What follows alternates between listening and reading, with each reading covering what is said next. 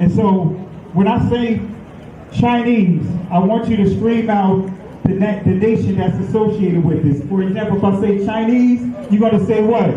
China!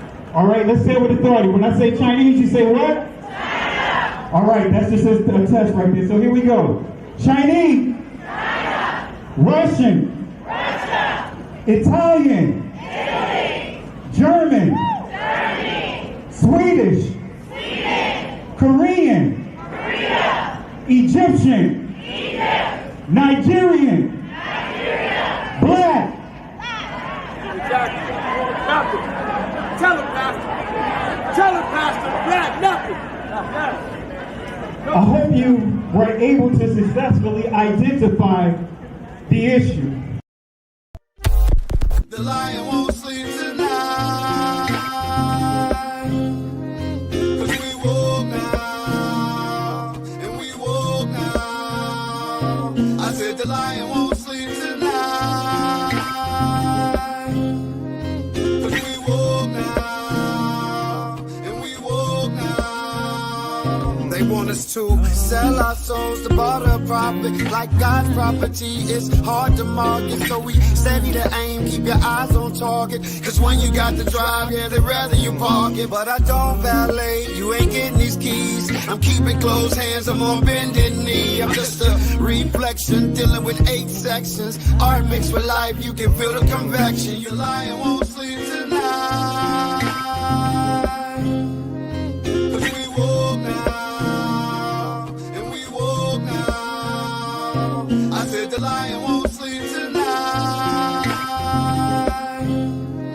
'cause we woke now, and we woke now. I said the same people that have stripped us of our identity and labeled us as a color have told us what it means to be black. The white man is enacting a story all over the world. We left our homes and flooded the world. We smothered culture. We smothered knowledge. We erased history and rewrote it our way. Myself, my grandfather is 100% Ashkenazi Jewish. Claiming to be Jewish, Ashkenazi Jewish is just a conspiracy. White men claiming to be of tribes of Israel when I'm Germanic. You know, I have no ties to Israel, no ties to Judaism. You know, except loosely written history that's been whitewashed over for centuries. And, you know, from the Renaissance. Oh yeah, right. You wipe everything clean. It's funny how exactly the Renaissance. It's this rebirth, but it's white rebirth. I think at the same exact time the Renaissance is happening, Columbus is sailing to America and committing genocide. So we're supposed to we're just being told that anti-Semitism is now criticizing Israel. Anti-Semitism is anything they want it to be. They can't even define it. They admit in this bill that they've passed through the House that there's really truly no actual protection for Jews, but they're just making it up as they go because they want to say, well, but Semites, which we shouldn't even be using that word anymore because most Jews who practice the religion of Judaism are culturally Jewish, even if they don't practice the Jewish religion, but they're culturally Jewish. Like many are culturally Christian. Many of us celebrate Christmas, but we're not Christian. That's cultural Christianity. It is what it is, right? They can't define it. They're putting all these rules on us. We shouldn't even allow them to use the term anti-Semitism. It's not real. Most of these Jews are not Semites. You can convert to Judaism. You can't convert to a blood family. You cannot convert to a race. Judaism is a religion. That's all it is. You know, the DNA test that they've done on the Israelis that are living over there, they're Eastern European Ashkenazi Jews. Without getting too semantic, or at the risk of getting too semantic, does it matter that the Jews are not Semites, or does this phrase anti-Semitism just means hatred for the Jewish people? They're Ashkenazi, they're Eastern European Jews. That's what the Zionists did, except instead of a baseball team, they went to try to convince the Jews that the Jewish people are a nation, like France and like Spain.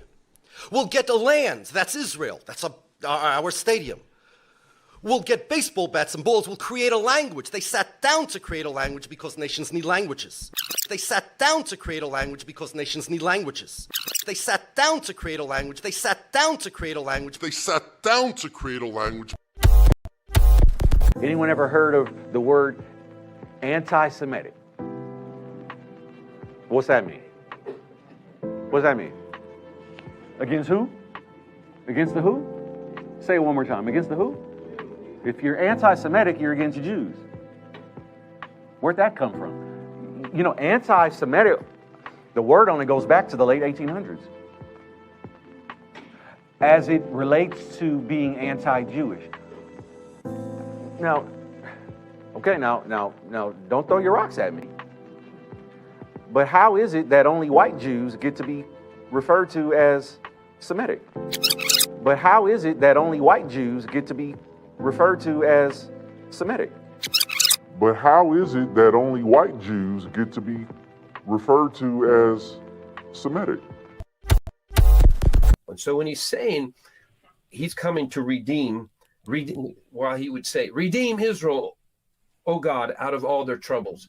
First thing they need to be redeemed at, more dangerous than Hamas, more dangerous than Muslim neighbors, are internal, these, and there's another biblical name, these who say they are Jews and are not. I was going to ask you about that. Revelation 3:8, I think. I was going to ask you that question. Does that refer to this time, or can it refer to this time? It can. It's Revelation 3:9. Indeed, I will make those of the synagogue of Satan who say they are Jews and are not, but lie. Yeah. And there's a different application for it, but we understand this is really there's a practical storyline I've shared before on a program maybe a year ago, I don't know, about the Khazarian mafia and the Khazarian Jews, and I'll just say the briefest understanding of it and how this applies to them, because it's about 1,000 years ago. Really, these are almost like marauding tribes, not like tribes of the tribe of Israel, but they're based out of the Ukraine, ironically or not, based out of Kiev. And these were those that would go around, take new lands, and they were known, they had brought the Babylonian religion with them. They were doing cannibalism, human trafficking, no boundaries, sex interaction. They were so wicked that the story goes that he who led, I believe he was a Tsar of Russia, when he had won a battle against him, gave him an option. And in some way or another, this is a truth that they were told, again, 1,000 years ago, you must choose a religion. You all are worthless people. You're not training your kids into any kind of civility, reasonableness. And he gave them a choice of the three Abrahamic religions. And the religion created the Jewish people. The definition of a Jewish person is somebody who is transformed by receiving the Torah. I just had a rabbi give me an analogy. He said, look, imagine you left your home and then someone came and occupied it, and then you try to get it back, and then they went to the judge. Have you heard some of these analogies? Maybe you can. Yeah, that's assuming that, that's taking it into a place which I don't usually go. That's making the assumption that today's Jews are really the descendants of the ancient Hebrews that used to live in that part of the world some 3,000 years ago. And you know what else, Jim? I just want to say this to our Christian friends, just to call it as it is and say it straight out, you guys are worshiping one Jew. That's a mistake. You should be worshiping every single one of us, because we all die for your sins every single day. And that's exactly what's going on here. Yeah. We're all God's firstborn, and we're dying for your sins right now because the Jewish people in the land of Israel are the bulwark against the orcs. Mm-hmm. Okay? The orcs are coming not to a theater near you, but to your home. Stranger danger! Stranger danger! Stranger danger! Stranger danger! Now, the problem for me, it's not about color. It's not about white and black. This is a very reductive way to talk about things. This is the way that Americans talk about it. I'm very sorry. Like, I come from Egypt. Egypt has a very diverse color palette. People can look like me or they can look deeper skin tone like Anwar Sadat, who comes from a Nubian origin. It's not about black and white. It's about the continuous culture appropriation and falsification of history that has been done by what the so-called Afrocentrist movement. The Afrocentric movement started the last century as a way, in a good intention, to teach African American about their rich history of West Africa, the great empire of Benin, of Ghana, of Songhali, the great empire of Mali. But the thing is, that's why you find people like Kevin Hart, who subscribes to these theories, who claim that his ancestors built the pyramids. That's why you find people like Kevin Hart. That's why you find people like Kevin Hart, who subscribes to these theories, who claim that his ancestors built the pyramids, who claim that his ancestors built the pyramids, who claim that his ancestors built the pyramids. I'm sorry, your ancestors had their own wonderful civilization in West Africa. They are culture appropriating my culture. The Arab is not an Egyptian. I come from Egypt. Egypt has a very diverse color palette. People can look like me or they can look deeper skin tone like Anwar Sadat, who comes from a Nubian origin. The Arab is not an Egyptian. The people who built the pyramids were not Arabs. The people who built the pyramids were not Arabs. The people who built the pyramids were not Arabs. I'm sorry, your ancestors had their own wonderful civilization in West Africa. They are culture appropriating my culture. The people who built the pyramids were not Arabs. I know, man, because I am responsible for returning to the bloody Arabs the splinters of the Sphinx's nose and chin, and the Arabs do not want to remake it because it looks Negro. But the CT scan has one more surprise for Alejandro. Shammai's ethnicity. Well, they have just told me that Shammai has Nubian features, which means that their ruling family was probably Nubian, and that was unexpected. Examining Shammai's anatomy closely, the thickness of his bones and the shape of his nasal cavity, the anthropologists think he was a black African, likely from neighboring Nubia. A huge revelation that challenges the prevailing image of the Egyptian ruling class. We always thought the ancient Egyptian elite were Mediterranean type, and in this sense, Shammai is representing the society of the frontier, in which different ethnic groups were mixed. At the end, it doesn't matter the color of your skin. Shammai was Egyptian. It just doesn't matter. It just doesn't matter. It just doesn't matter. It just doesn't matter. It just doesn't matter. It just doesn't matter. It just doesn't matter. It just doesn't matter. It just doesn't matter. It just doesn't matter. It just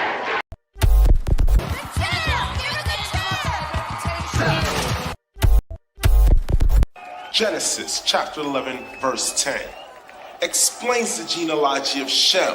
Shem was a black man in Africa. If you repeat this fact, they can't laugh at you. If you repeat this fact, they can't laugh at you. If you repeat this fact, they can't laugh at you. I want to say peace and blessings to you guys that are tuning in tonight. I know it's an unscheduled live.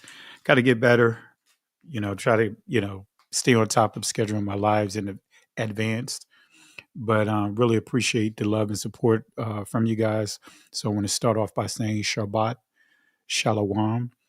And I know some of you guys may say Shalom, but the ancient Hebrew is Shabbat, Shalom. And want to say peace and blessings to you guys. Hope and pray that your Shabbat started off really well. I'm praying that you guys are able to do exactly what the scripture tells us to do when honoring the Shabbat. Cease from anything and everything outside of the Father. Cease from being caught up with what's going on around you. get caught up with, the things that are happening with your finance, all those different things. Just cease from all that and just your total focus on the Most High. And that's how you truly are able to establish and find peace, even in the midst of the storms that we have to endure in this life. So, again, want to say peace and blessings to you guys. And I know, again, this is an unscheduled live, but I was just sitting back and thinking about the thought about, if you guys are not aware about the elections that just took place earlier this week, especially when you think about New York, more specific, New York City. In New York City, they elected for the first time a Islamic mayor by the name of Zohran Mamdani. And so I was sitting back and just really thinking about that, about all the things that you see that is taking place, the media, and we have to call it what it is. We know who's running the media. I don't have the clips to upload it.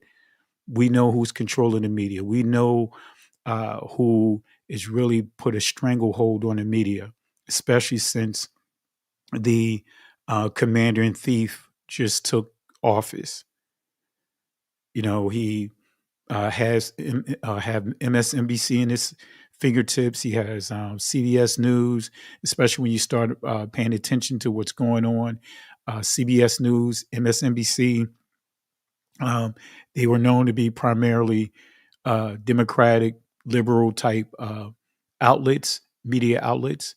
Now they're going through a purge and getting rid of all, as many as they choose, but a number of people from our community have been let go. So they're going through a purge. All right. And so, but you've been seeing the argument that's been rising up from the Republican Party, as well as the extreme right. You've seen it on the Democrat side as well, because when you really follow the politics, you'll understand that the 1948ers, they have influence on both sides. Like, for example, Hakeem Jeffries, he's in the pockets of AIPAC, and he didn't want to support Mamdani. It pretty much almost like he had to, his arm was twisted into doing that because of the momentum he gained in this whole election cycle.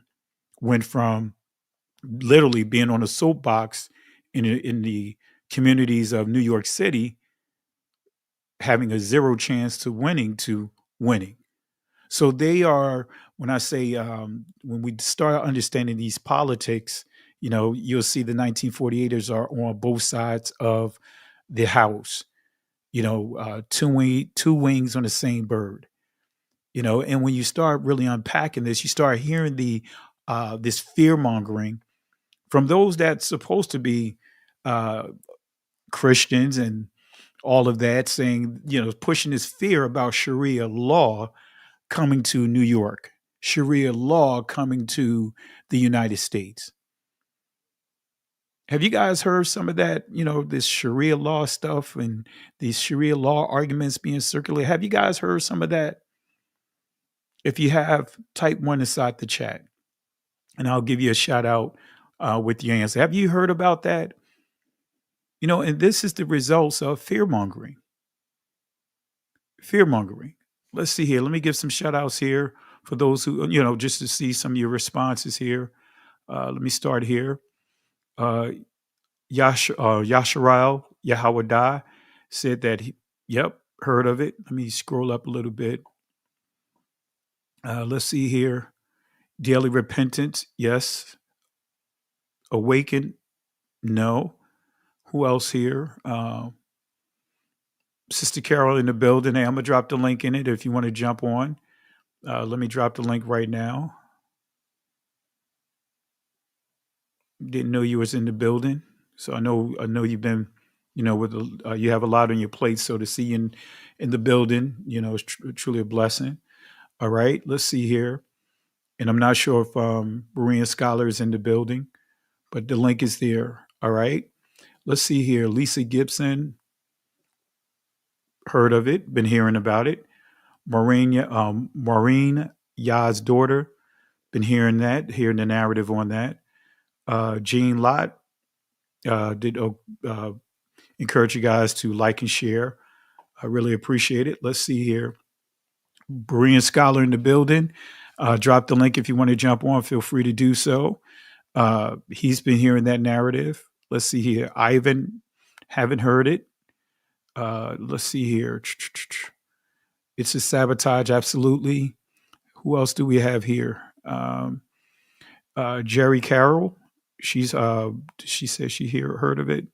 Oh yeah, I see her response right here. She agrees. She's heard of the talking points that's being pushed. Let's see here. Dark Wolf, if you want to know how New York will turn out, just look at London. I live here. It is not fear mongering. I hear you on that. And shout outs. Really appreciate you from tuning in all the way from London. And this is something I just really think we need to talk about what is the ramifications of what we see. Should we be concerned about what we're hearing? All right. So I really appreciate you. All right. Lynn's, no, didn't hear about it. All right. And I think I got everyone here. All right. But nevertheless, family, actually I see a couple more. Let's see here. Yahya, never heard of it, but it sounds Muslim. And I think that's Trey. Let me see here. I think I see here. Yep. Trey Thompson said yes. And we'll get one more in here. Shalom, Pastor, brother, brothers and sisters. Thank you for your dedication, brother, from SoCal, Southern Cal. Really appreciate you, Zane Yah. Really appreciate the love and support. And thank you for the words of encouragement. Really appreciate it. All right. So let me bring in Berean Scholar here. I see him in the back here. So let me bring him in before we get started. Berean Scholar, shout outs to you. Shalom, brother. How we doing? Doing good. As you can see, I'm doing a last minute unscheduled live, and I was just kind of meditating on, like summarizing the entire week and, all the things that you see going on. And one of the things standing out is this fear mongering in Sharia law. So I decided to just throw some slides together and just go ahead and do a unscheduled live and just talk about it. Now, normally I have my clips available. So just let you know that this is definitely a last minute of doing this. Oh, yes. Talk about this because, just so that way people understand what's really going on. All right. Any comments? Yeah, when I heard it and I heard it on social media and stuff like that, and I just started laughing because I haven't heard it in 8 years. If you know what I mean. Oh yeah. I mean, so they bringing back the old play records. They went back in the crates. Exactly, going in the milk crates. That's right. And that's why I wanted to do this discussion here because, family, I'm going to show you and prove to you the lies and not to get caught up in it.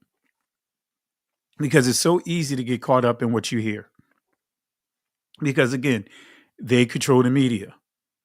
I'm in a lot of different spaces, whether it's blogs or should I say chats on news articles and all of that. And I'm constantly looking at the comments, because I really focus on how people are responding. And of course, now you see the chats are being flooded with bots that are creating, posts for, of course, the political party that's in place right now. Like I said, the commander and thief that's in the office right now. So there's a lot of bots that are out there that are pushing that they're trying to continue to sway the people, and it's so easy to spot the bots. But anyway, any other comments on my brother before we get started? I have a lot of comments, but I don't want to jump ahead of you because that's a great topic. That's why I saw it. I'm glad you jumped on it. I'm on. Well, we'll get into it, and if you want to chime in, you know how we do. Yes, sir. Yes, sir. And Sister Carol, the link is in there. If you're able to jump on, feel free to do so. All right. So, what is Sharia law? Let's start with here. What is Sharia law? All right. This is coming from Judiciary's World, and this is what it says about it. Islamic law, commonly referred to as Sharia, governs interpersonal conduct and regulates the ritual practices of Islam. In some countries, it is also the governing law, while other countries apply Islamic law to specific areas such as personal status or finance. And before we get deep into this, I want to just give a disclaimer. I don't support one way or the other. I don't support this religious system. I don't support none of the Abrahamic faiths. Islam, Judaism, Christianity, which is still an extension from Catholicism. So I want to make sure I put that on the record, which is already on the record, but I want to make sure that I reiterate that point, that we do not support any of these so-called Abrahamic faiths that Abraham didn't create, that even the ancient Israelites, none of them practiced this stuff. So I want to make sure you guys understand I don't support any of these politicians, but I'm just having this discussion and using this as a teachable moment. I'm on. All right, so let's continue. All right, so Islamic law, commonly referred to as Sharia, governs interpersonal conduct and regulates the ritual practices of Islam. In some countries, it is also the governing law, while other countries apply Islamic law to specific areas such as personal status or finance. There are two primary sects of Islam, Sunni and Shia. Sunnis account for about 90% of Muslims worldwide, Shia about 10%. The split between the two sects followed a disagreement over the leadership of the Muslim community. All right, when the Prophet Muhammad died in 632 CE. And this is another article I want to highlight. This is back when the commander in chief was in. He was basically. This is before the election of his initial camp. His initial campaign or whatever. But this is an article that I just thought it'd be good to present to you guys and read and see his views on this, right? And look at what he says here. So this is CNN. What is Sharia law? Republican presidential nominee Donald Trump says he wants to test Muslims coming into America to make sure they don't want Sharia law to supersede the U.S. Constitution. Meanwhile, some states have passed and are trying to pass laws to laws to curb the possibility of Sharia law making its way on to the books of the United States. With the rise in recent years, both radical Islamic terrorism and anti-Muslim bigotry, Sharia or Islamic religious law has become a hot topic of debate. And we're going to show the contradictions. We're going to prove I laugh when I just really sit back and see what's going on with the media. Yes. With the media. You know, you can't help but to laugh. But unfortunately, so many people really don't see the lies in all of this.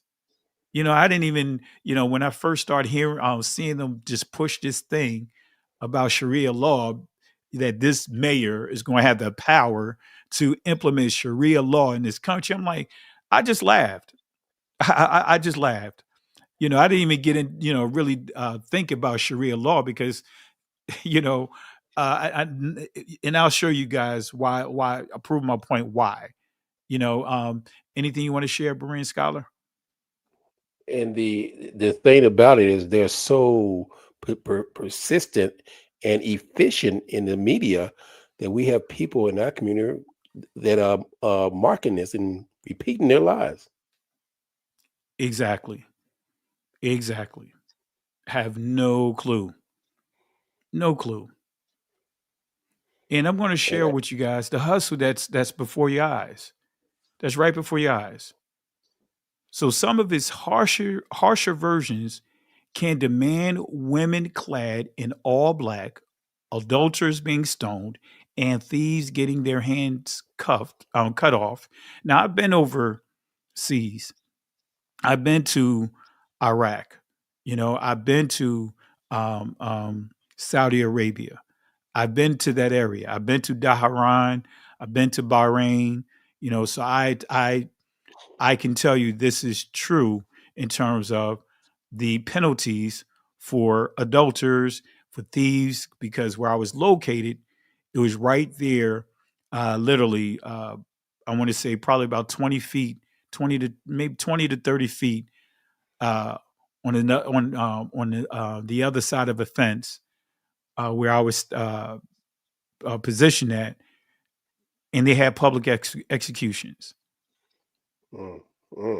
Adultery. They had this death tower that literally, if you got caught committing adultery, they had this death tower. It was like 6 stories high.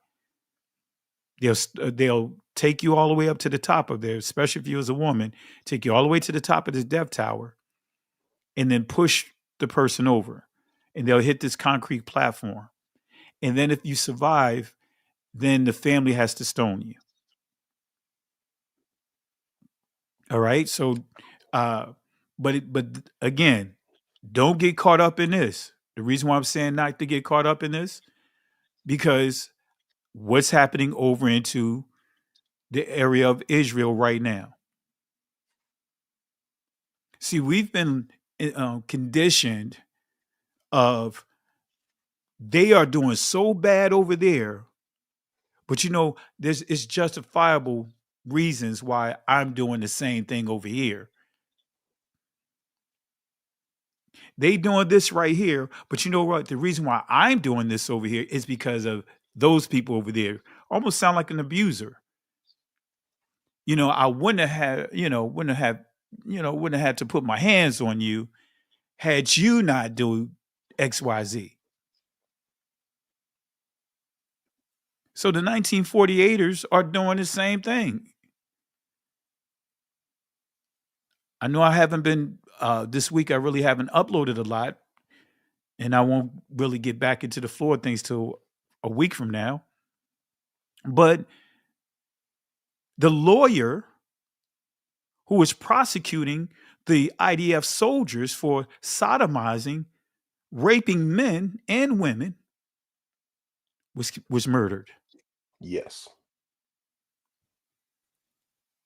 Was literally murdered this week. She was an Israeli, but murdered, who was prosecuting these criminals. So family, again, this is what the media is doing, and this commander and thief that's in place has mastered that. Who's literally saying, oh, well, I care about the American people. I care about this. I care about that. I care about this. Blaming, pointing fingers on why this shutdown is in place when he's literally said his last shutdown that he lengthy shutdown said that the point, the responsibility, the blame starts at the level of the presidency.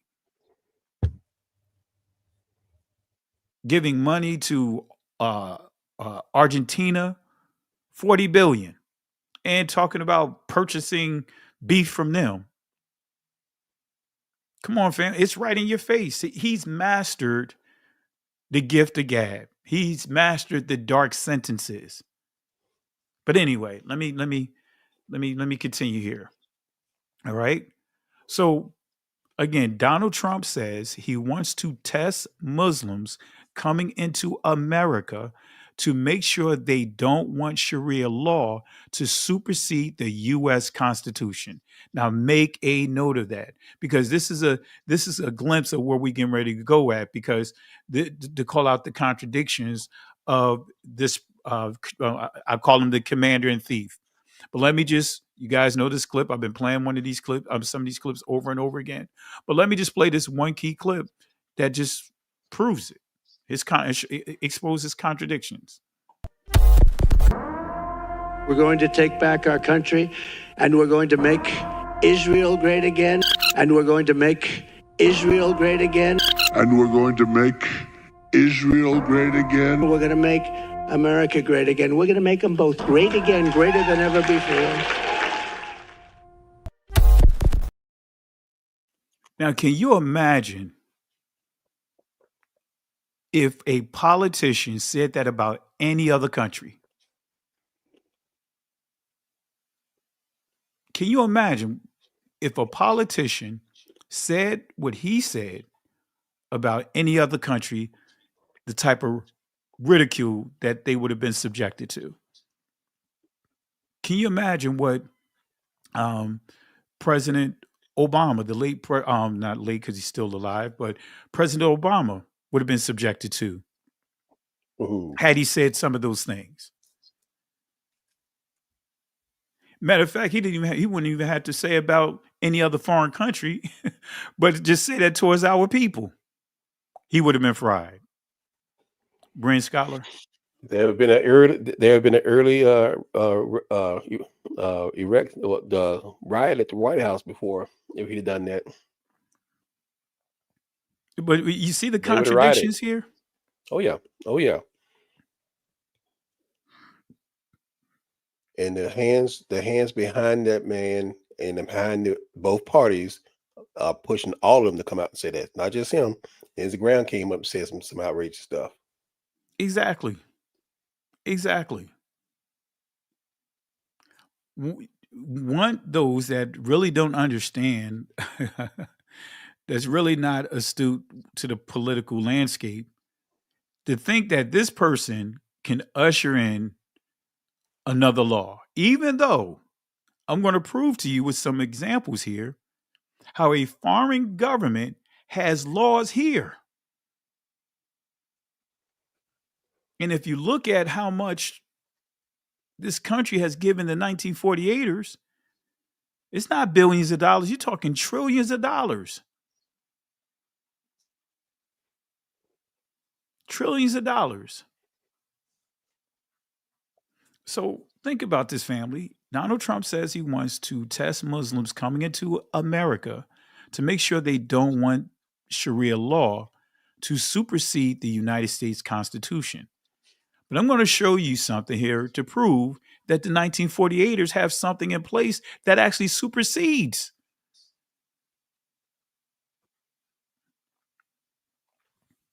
The mayor-elect, Zohran Mamdani, he was elected earlier this week, and he will be the city's first Muslim mayor. But this is what's pretty interesting if you guys don't know this. New York just elected their first Muslim mayor, not president, excuse me. They also had elected in the past at least 3 Jewish mayors. 3 Jewish mayors. And there was none of this hoopla going on during that time. This is coming from Jerusalem Post. And I'm just going to read a couple of bullets out of here just to bring home this point.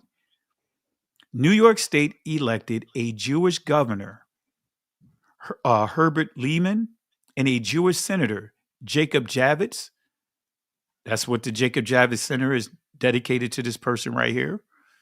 Long before New York City, the largest Jewish city in the world, chose its first mayor. You don't hear that, right? That's the thing you don't hear. about New York City. You don't really hear about New York City being the largest Jewish community, the largest Jewish city in the world. Have you guys heard about that? Especially outside of Israel, that's the largest, and then followed by that is Texas, as far as Houston, Dallas area, and then I believe San Francisco. New York is the largest. And what makes this election so significant is what they won't tell you is I think he got like 35% of the Jewish vote, 35%, 40%. That's pretty significant, being that they've been pumping over the media that he is going to implement Sharia law. Any comments, Berean Scholar? One person pointed that out several years back, and he got in trouble for saying it. Farrakhan, about them being the largest population in New York. Yeah, yeah. He got roasted. Yeah. Yeah. And this is the Jerusalem Post. Let me zoom in so you guys can see. This is not just any old news publication. This is why I chose this. This is the Jerusalem Post.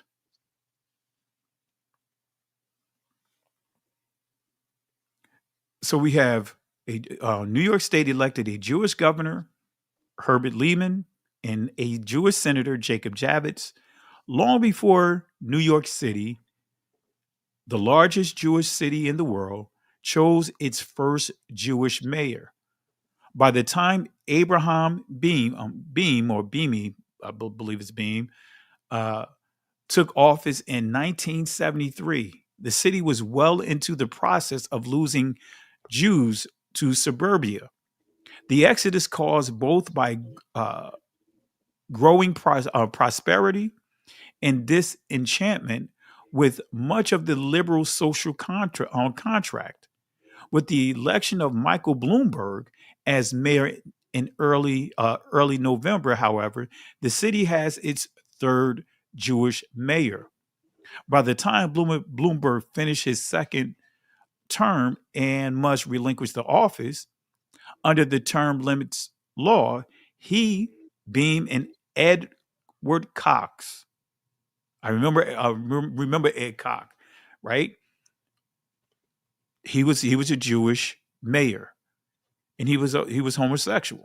If you guys remember that, I grew up in that area, so that's why I'm familiar with a lot of this.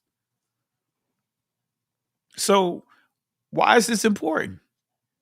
Why is this important to know?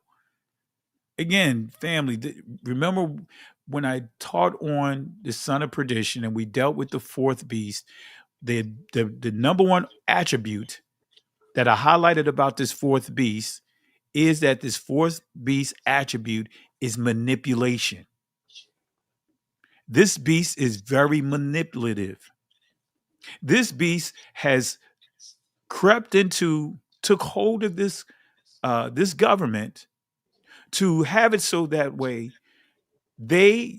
you can't call them out for anything. You can't say they own all the media, where even though you have them bragging about purchasing so many different media outlets, but if you say that they own and run the media, anti-Semitism. They're the only community that have laws in place that you cannot critique the truth about them.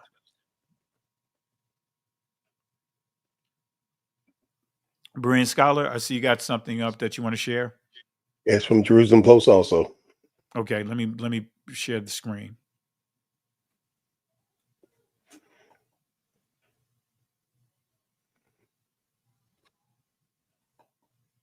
All right, let me remove this then. Let me see here.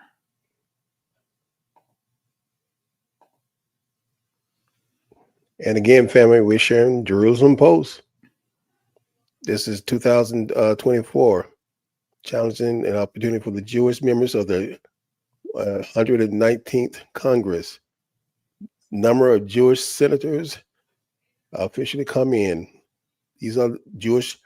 These not the American who's been co-opted by AIPAC. These are actually Jewish people who's in our Congress. And I hear there are 34.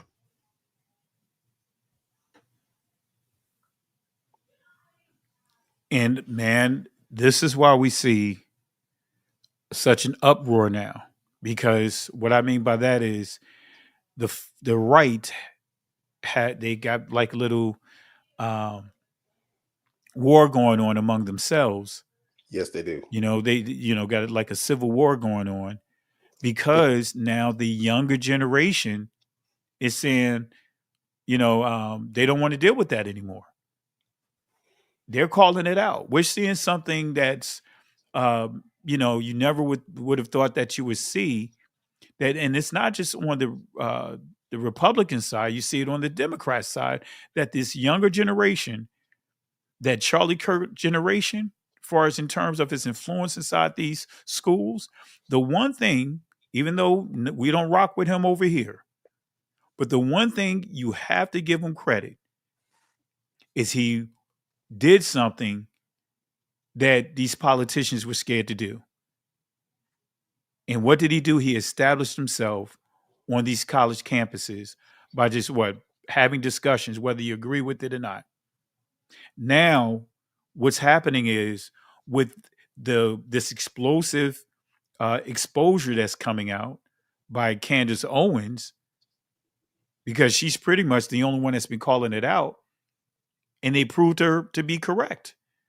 Now you have, when she shared that Charlie Kirk was pulling away from that community, now what you see happening is now those that were following, all those young people that was part of that turning point, now they're like, hey, they don't want to be connected with the 1948ers. And that's the direction he was going with that. Man, and I want to make this clear, family, I am not a Candace Owens apologist. And the only reason why I share her material is because she's dealing with an argument that's pushing our cause. Because all what she has done, she basically single-handedly took the narrative to a whole nother level of calling out the 1948ers. I don't rock with what she said about our community. I don't rock what she said about George Floyd or Breonna Taylor. You guys are, I have that on the platform to prove it. But you have to give credit where credit is due. She's shut down 2, not 1, but 2 rabbis. She shut down Piers Morgan twice. And she just, man, and I may post a video, a little clip of it over the weekend. She referred to Ben Shapiro, said that he has slave owner tendencies, slave owner vibes. Wow. She called him out. She called him out. Pastor, it's something that we need to, like you said, that rift that we're talking about that's happening in both sides is because of her and Tucker, and so who pointed it out. And if you've seen the last turning point at Ole Miss, they roasted the vice president over that point. That's right. They went after him about that. That's right. Now, family, I know, and I agree with you guys that I know she know who we are. But why she's not putting that out there, that's not my concern. I'm just thankful from a perspective of the arguments, the narrative went to a whole nother level. Because if you've been in these streets of really just teaching this awakening, you guys know how ugly it was for this community 4 and 5 years ago. But when that Kyrie Irving situation dropped, it was like the perfect storm. Started off with Whoopi Goldberg, then Kyrie Irving, and then Kanye West. That was the perfect storm. All saying the same thing. And then She stood, that's what surprised me. And the first video is up on here. She stood 10 toes down defending Kyrie Irving and called it a humiliation ritual. So my point that I'm making is they took the narrative to a whole nother level because she began to say, hey, they not the people. Or she started with the Revelation 2 and 9. Remember, that's on here. Let me play it. Let me remind you guys. Now, like I said, the one thing you have to give her credit for is how many people with a platform at her level are saying what she say. You don't have anyone in our community on that level of that large type of platform that are even willing or have the courage to say the things that she's saying. And guess what? They tried to, throw, have it so that way she's thrown in the garbage. They thought she wouldn't make it. And now she got the #1 platform in the world. Not in the United States, not in a particular genre. No, she has the #1 platform in the world. So let me play this again. So just to refresh you guys' memory, and then we'll continue here. And here's what I would like to say to you, Rabbi, since you're quoting scripture, okay? The one that's relevant to me is woe unto them that call evil good and good evil, that put darkness for light and light for darkness. And if you'd like to dive into a little more scripture, I think what's relevant is Revelation 3:9. Behold, I will make them of the synagogue of Satan, which say they are Jews and are not, but do lie. And I'm speaking directly to you, Rabbi Shmuley. Revelation 3:9. Behold, I will make them of the synagogue of Satan, which say they are Jews and are not, but do lie. Revelation 3:9. Behold, I will make them of the synagogue of Satan, which say they are Jews and are not, but do lie. And I'm speaking directly to you, Rabbi Shmuley. And I'm speaking directly to you, Rabbi Shmuley. And I'm speaking directly to you. She shut him down. She shut him down. And I have so many videos, clips, and you guys been following We Woke now for quite some time. Hands down, I've been showing all the clips of everyone that has been saying that, now taking on that narrative that they're not the people. They're not the original people. Ever since that, it caused a paradigm shift among their community. Yes, it did. So now you have this judge, for example, shortly after when she shut him down. Now he's publicly saying that this is a judge. Let me play it real quick. You guys saw the clip earlier, but this is a judge. Without getting too semantic, or at the risk of getting too semantic, does it matter that the Jews are not Semites, or does this phrase anti-Semitism just means hatred for the Jewish people? They're Ashkenazi, they're Eastern European Jews. And see, remember, some of you guys have been following me. Before she had that debate with Rabbi Shmuley, this guy right here, let me play it. This guy right here. I got a video. It's on my platform. That the Dr. Brown, the Ashkenazi Dr. Brown, the guy that's all over the place, right? This guy right here. You say, well, where did the name Ashkenazi came from? So, a little over 1,000 years ago, as Jewish people scattered around the world had now emigrated in Europe and now were living in the Rhineland in Germany, they looked at the name Gomer in Genesis 10, and they connected Gomer with Germany. So they took on the identity of the name Ashkenaz. It has nothing to do with Ashkenaz in the Bible, which is a descendant of Japhet. It's just a name that was taken. Okay, it's that simple. Just like my last name Brown doesn't refer to the color of my skin. Just like my last name Brown doesn't refer to the color of my skin. Just like my last name Brown doesn't refer to the color of my skin. Michael Brown, I am Caucasian. Just like my last name Brown doesn't refer to the color of my skin or anything else. It was shortened from a Russian name when my grandfather came over at Ellis Island. The name got shortened to Brown. It's just a name. That's all it is. So the idea that Ashkenazi Jews are descended from Japhet is a myth, 100% false, zero truth to it. Just study the history. Stranger danger! Stranger danger! Stranger danger! Stranger danger! If you go back and look at the video that I posted about a year and a half ago, he was literally bragging, expecting Rabbi Shmuley to mop the floor with her in that debate. Oh, that was you right. That was so good. He He literally was licking his thought chops. that he was going to mop the floor. And afterwards, he came back and he was speechless. You He could and see the Howard. disappointment. You could see the letdown. So, family, again, we quick to say the Most High could use anyone He choose, but we could be very selective when we say that, because I believe that the Most High can use anyone He choose. He proved it in Scripture to push the narrative further. And that narrative about them not being the people, the questions that are being raised, there is a paradigm shift among these groups. Now, the question is, when are they going to say, all right, we're just not going to just default to the Palestinians? Right. That's right. That's where the default is now. They Right. rather say that they're not, but then say, well, the Palestinians, the original. So, family, anyway, just wanted to share that just so that way you guys understand timeline. Again, we're not apologists for her, but I just want to point out she's furthering a plight of ours, proving that they are not the original people, the 1946ers. I mean, 48ers.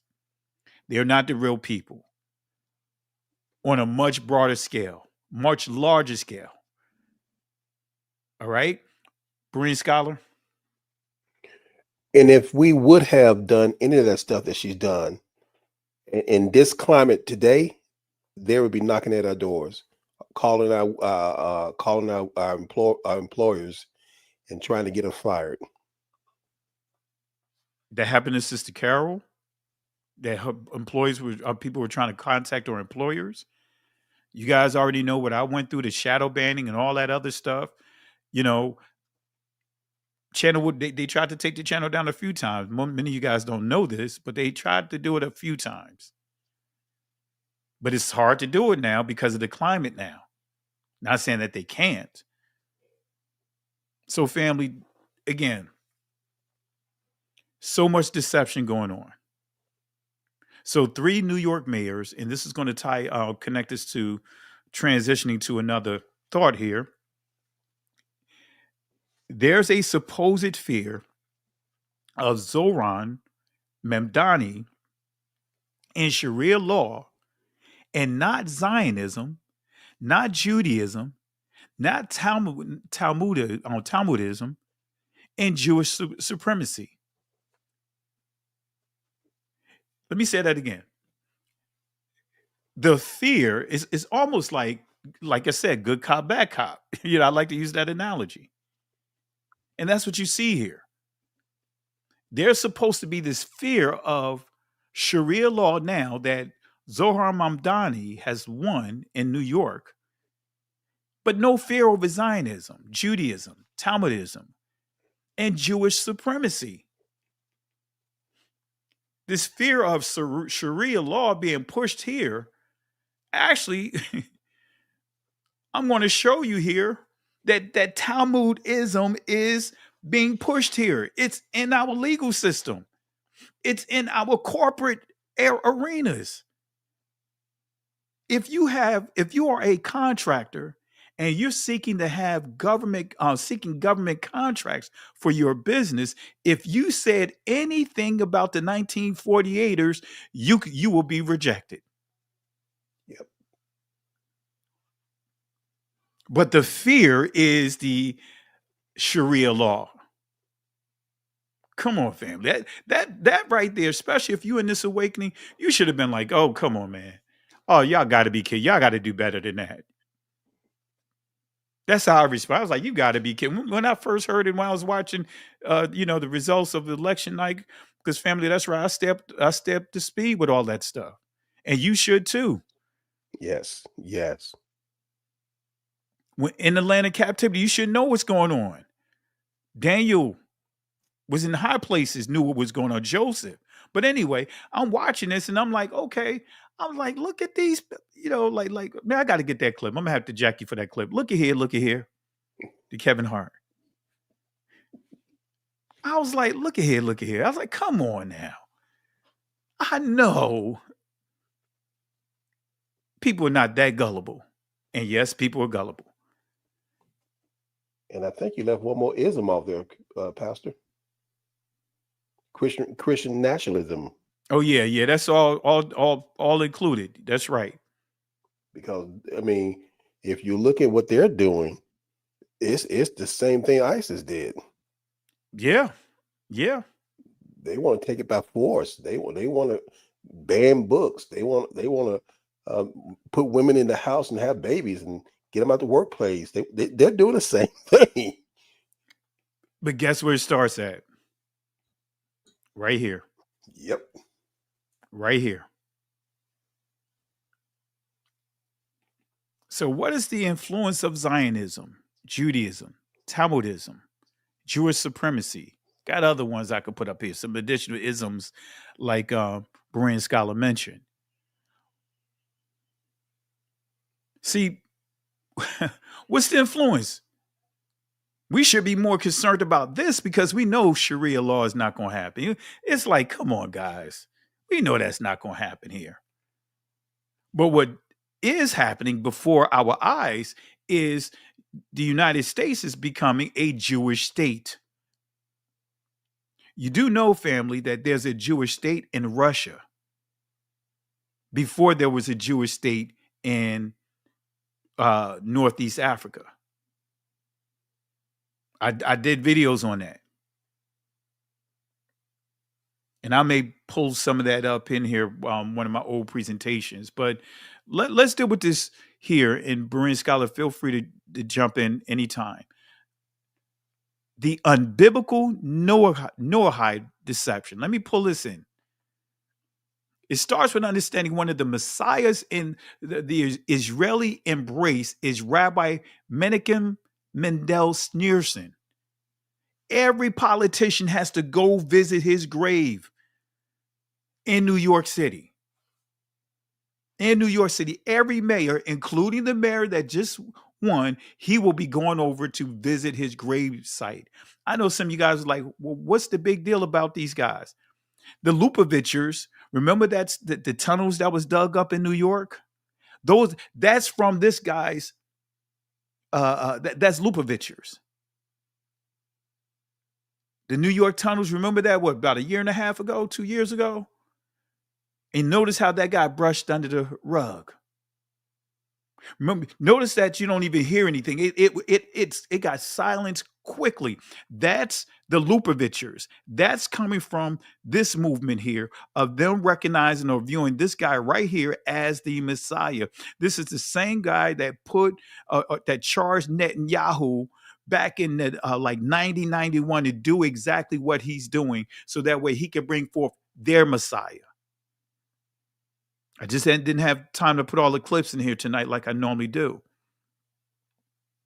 So how influential was Rabbi Menachem Mendel Schneerson? How influential was he?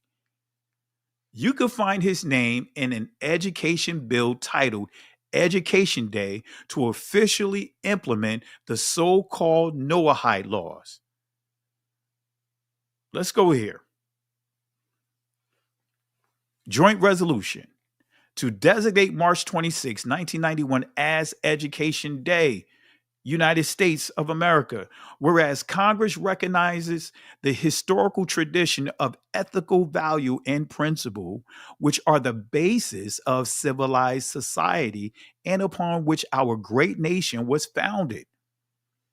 Whereas these ethical values and principles have been the bedrock of society from the dawn of civilization, when they were known as the 7 Noahide laws. Now, what does this have to do with an education bill?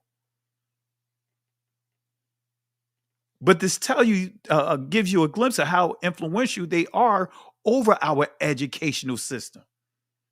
I didn't even know, Berean Scholar, realizing until later as I got older, that most of the teachers, the white teachers in my schools growing up, They were Jewish. In your high school? High school and also elementary school. Most of the white Wow. teachers, they were Jewish. Well, I did know most of my professors at college were. You know, there was a huge debate. I got to find the video. I had the video. There was a huge discussion back in like the late 60s and early 70s about the, many prominent people from within our community was having a discussion with the Jewish community. And they were telling them, we don't need you to be in our school system. We can teach our own. And it has some heavy hitters there. So it goes on to say, whereas without these ethical values and principles, the edifice of civilization stands in serious peril. Notice the fear mongering, serious peril of returning to chaos. Whereas society is profoundly concerned with the recent weakening of these principles that has resulted in crises that beleaguer and threaten the fabric of civilized societies. Let me fast forward here. But look at right here. Whereas the Lubavitch movement has fostered and promoted these ethical values and principles throughout the world, whereas Rabbi Menachem Mendel Schneerson, leader of the Lubavitch movement, is universally respected and revered. And his 89th birthday falls on March 26, 1991. And guess what? Even before it became public, Trump's daughter, she was always connected to the Lubavitchers. I got the documents on that. I did this. This is from a lesson that I did like 8-9 years ago, maybe longer than that, when I did a lesson called Upgrade Evangelism. And I had the sources showing that she was already a Lubavitcher. Mm. And why is that important, family? That lets you know that he was already connected to them before the cat got out the bag. Right here it is right here. This is the video of the commander in thief being connected to the 1948ers. Real quick here, and then Berin Scholar, feel free to jump in. All right. Let me see. Where is it here? Oh, it's right here. I thought I did not still have it uploaded. Here we go. Should we do that on camera? Absolutely. Sure.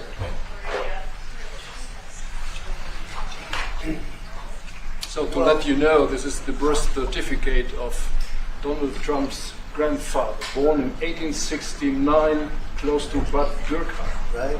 Yeah. That's called and his serious. Christian name was Friedrich. Right? That's serious German. Serious German. That's serious. Bad Dürkheim is serious German. But I want to thank you very much for, first of all, I want to thank you for that. That's my pleasure. Thank you very much. Thank you again. Fantastic. We'll put it up in a place of honor. Yeah. All right, so family, he's connected to the community. He's connected to the community. And he's connected to the Lubavitchers. Let me see here. All right, just looking at some here. All right. Appreciate it, my brother. Look at this. We'll try to get it in there. All right. But and he kept it out of the rap and didn't want anybody to know. But everything he does, he stepped there. They're in his pockets. They're in everything he does. Exactly. And family, I encourage you. Matter of fact, let me drop this inside the chat for those that may not have this link. But let me just drop it in the chat so that way you could go back and vet. Because I normally play the audio that's on this on the congressgov.gov website, because they do have it where you can have them read it aloud. But let me put this inside the chat if I can.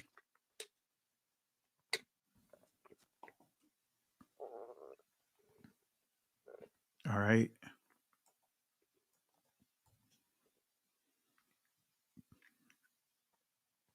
All right, here we go. All right, there you go. That's this particular bill. I got a couple of other bills that I'm going to put inside the chat as we progress here. All right. All right, let's see here. Let's go back to. All right, so again, the Noahide vow laws, rather. Rabbi Mendel Schneerson, and as you see here, it says here, whereas in tribute to this great spiritual leader, the Rebbe, his 90th year will be seen as one of education and giving, the year in which we turn to education and charity to return the world to the moral and ethical values contained in the 7 Noahide laws. All right. So, what is the Lubavitch movement? This is coming from another one of the 1948 sources. And I'll drop this, matter of fact, right now inside the chat so you can have it for your record. Let me do it right now.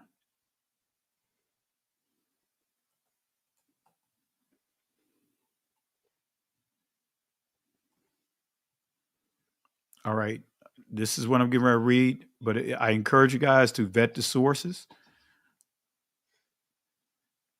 This is coming from Haaretz or Haaretz. Let's see here. Let's read it real quick. The Lubavitch branch of Hasidism, known also as Chabad, is the most successful and most controversial movement in America Jewish life. And this article is from August 19, 2017. Right. So that's like 8 years ago. And what happened about a year and a half ago with those tunnels was a very controversial thing that happened. But they've always been controversial. A lot of the things you guys don't even know actually happen within these communities, like the riots with Crown Heights. That's the loop. That's these guys. I know I had my accent come out. I was trying to. I didn't even catch it till now. I see Bryn Scholar laughing in the background. Right. So, and the sad thing about it, all those things that come out, or it does not come out, that they do, but they magnify every single thing that happened in our community. Absolutely. They twist the image of our people and how we are. Absolutely. Absolutely. So Schneerson's message was that the Messiah was nigh, became the leitmotif of the movement in 1991 when the Rabbi suddenly and urgently began advocating a series of programs to induce the Redeemer to reveal himself. I wish I had my hard drive here. I will play the video, the old video with him telling Netanyahu to do whatever he can to cause war, to speed up the process, to bring forth their Messiah.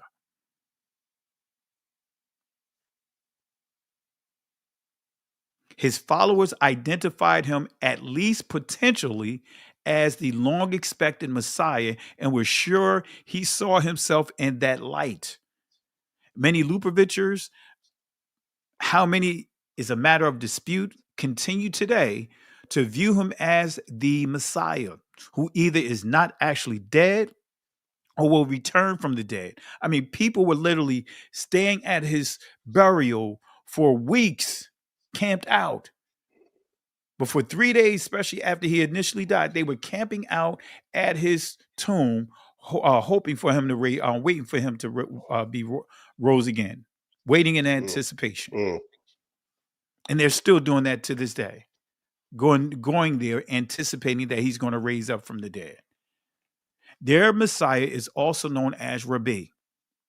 What is a Rabbi? Well, this is more of their sources, family. Again, it's good to pull out their sources, even though you can still be called all kinds of names by them for using their sources. But let's, I'll drop this in the chat and then we'll continue here. Let me see if I can get it in there real quick. All right, let me see here.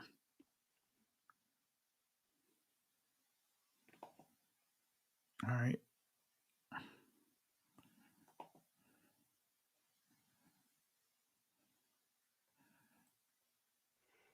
Yeah, I can't get it in there. Let me move it around here. I do it this way. And I'm going to drop this in the chat.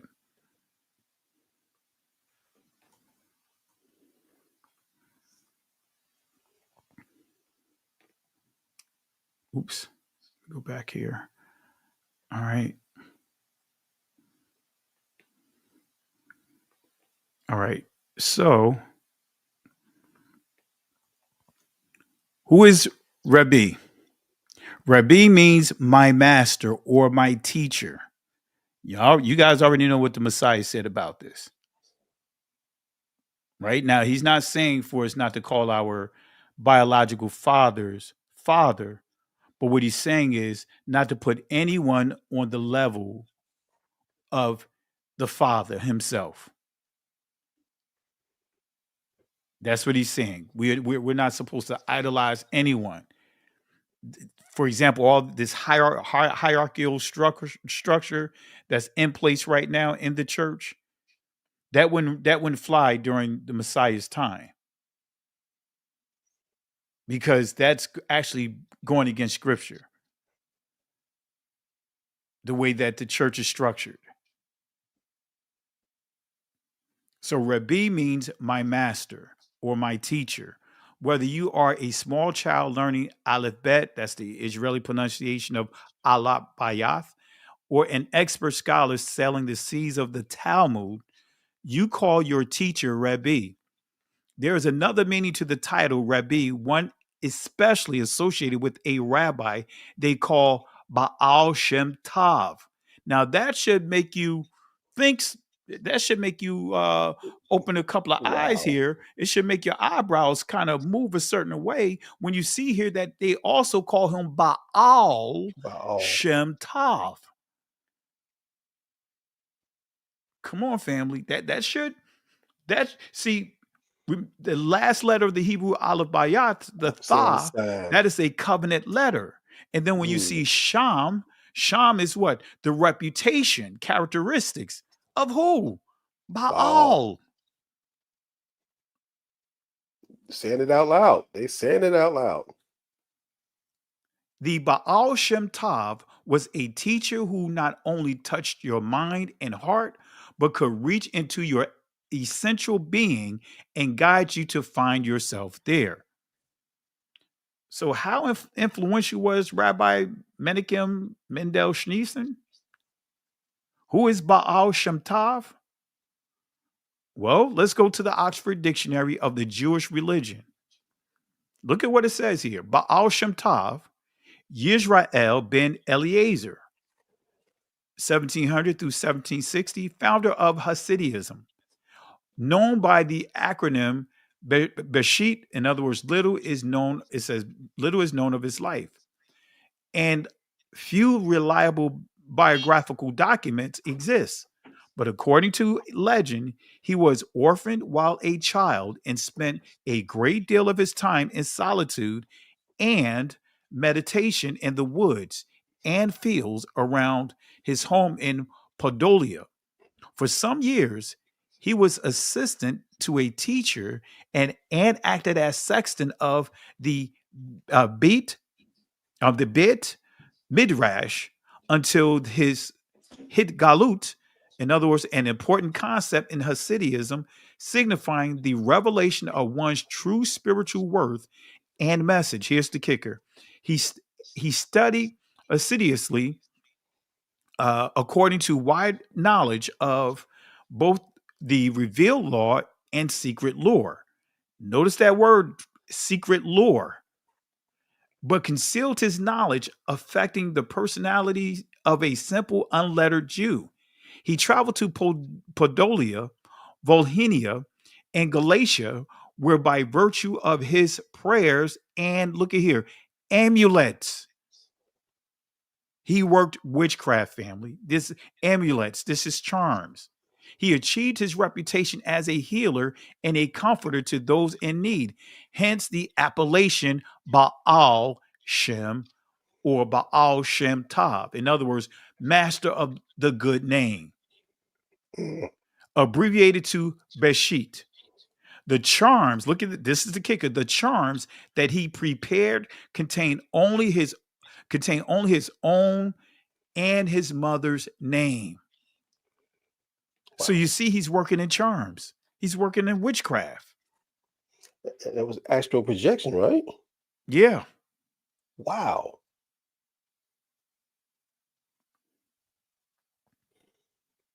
But the smokescreen, the hoopla that's being presented is, oh, Sharia.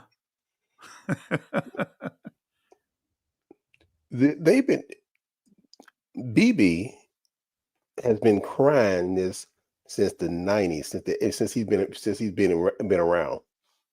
Absolutely. And our elected official has been echoing it. And like we said, when Obama got in office, that's the main thing they threw up. Anybody have anything to do with Islam, they're enemy. They're an enemy. Yeah. Man. You know, like you said, I'm gonna use your same word. Our commander in chief has putting travel bans on those states still. Yeah. Yeah.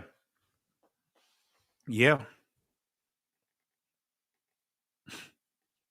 This guy was so influential that he had the so-called Noahide laws added to an actual bill. But this doesn't stop. This doesn't stop, family. What are the Noahide laws according to the Talmud? Sanhedrin 59a. A heathen who studies the Torah deserves death. For it is written, Moses commanded us a law for an inheritance. It is our inheritance, not theirs. Wait a minute. Wow. So they're saying a heathen, those that are not descendants of them, studying Torah deserves death. Well, technically, according to them, because they're not the people of the book,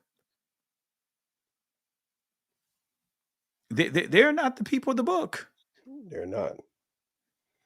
The funny thing about that, Pastor, is when you read that line, the picture of John Hagee came in my mind. So they're telling that he deserved death because he reached the Torah. Yeah. But comes out of his mouth all the time, I stand by Israel. Yeah. And all the other pastors, I stand by Israel. They say you deserve death. They say you deserve death. And this is why in their Talmud, they can break agreements. There's two types of laws, right? Let's just say someone got caught having committing adultery.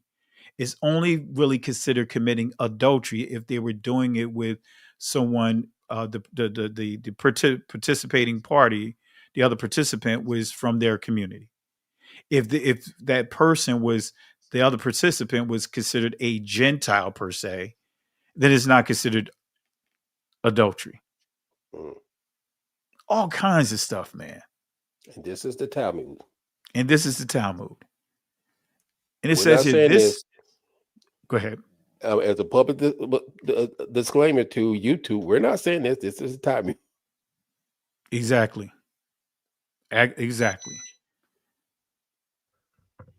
It says here, look at this. Why is this not included in the Noachian laws? Can't make this stuff up, man. So Schneerson, Rebbe Schneerson, so to speak, he anointed Netanyahu to be the last prime minister of Israel and to pass the scepter to their Messiah. What is anti-Semitism? I don't have the clip to play, so that's why I'm not playing it here. But what is anti-Semitism?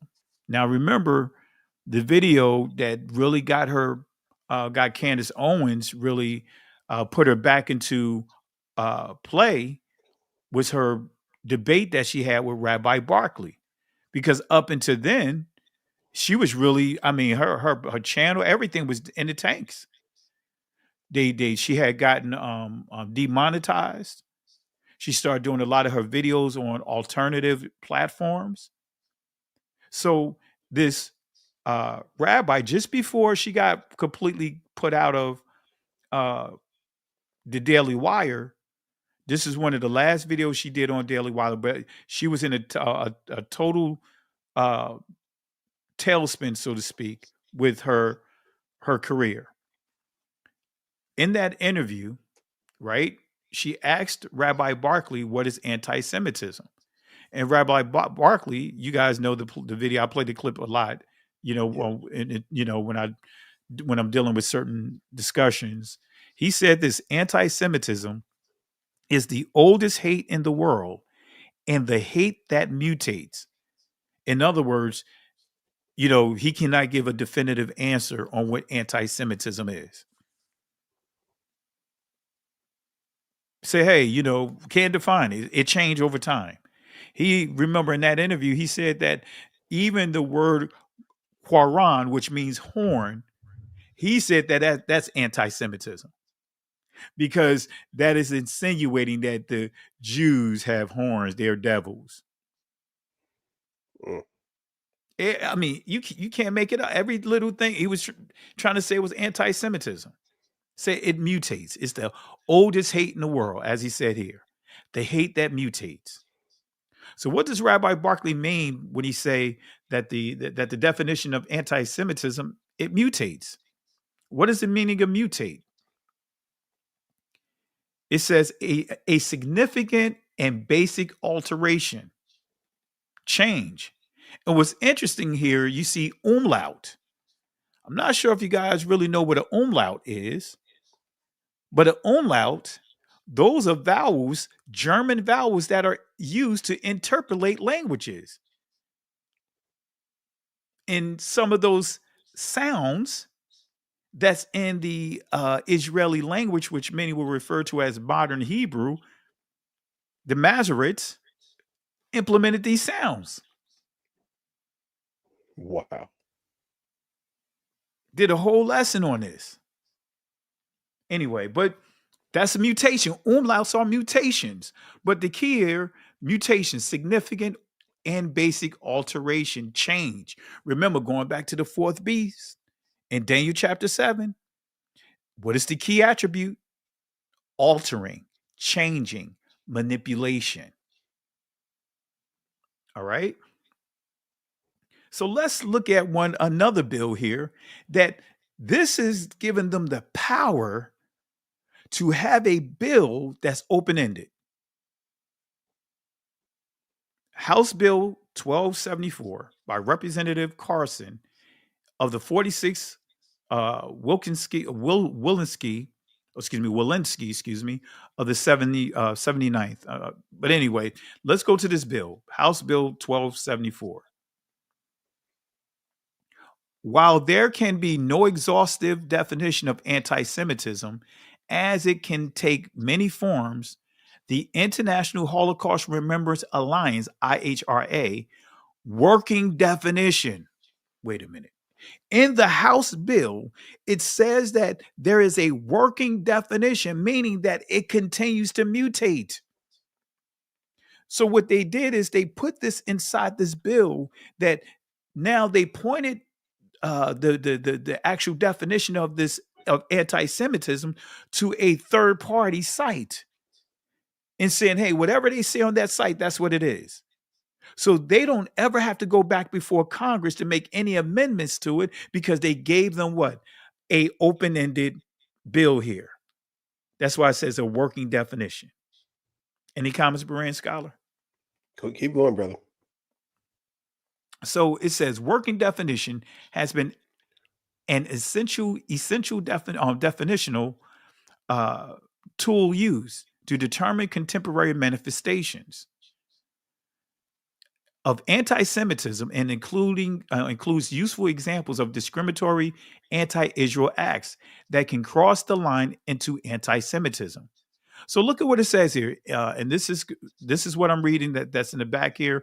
I'm now reading paragraph 6 of section 1. All right. The IHRA definition is used by various agencies of the federal government and by over 30 governments around the world, recommended for use by the European Council and the European Parliament, endorsed by the Secretary General of the United Nations and the Secretary General of OAS, included in policy guides prepared by the Organization for Security and Cooperation in Europe. You see the stronghold that they have here, the stranglehold. It has been formally adopted by a growing number of nations, cities, universities, sports teams, and civil society. But they say it's anti-Semitism if you say they control everything. So HR House Resolution 8894, strongly condemning and denouncing the drastic rise of anti-Semitism in the United States and around the world. Well, let's go here. Let's go to this House bill. Let me highlight a couple of things here, right? Look at what they say too. Whereas the International Holocaust Remembrance Alliance working definition of anti-Semitism is widely accepted. So they making it clear, widely accepted. So everyone accept this generic approach. So let's go here. What is a working definition? What is a working definition? Well, I'm glad you guys asked. Look at this. A definition that is chosen for an occasion. So however they may feel on a particular day on how something says, they can say that that's anti-Semitism. Baran, you know what? I don't like how you be laughing at me when I say these guys. You know what?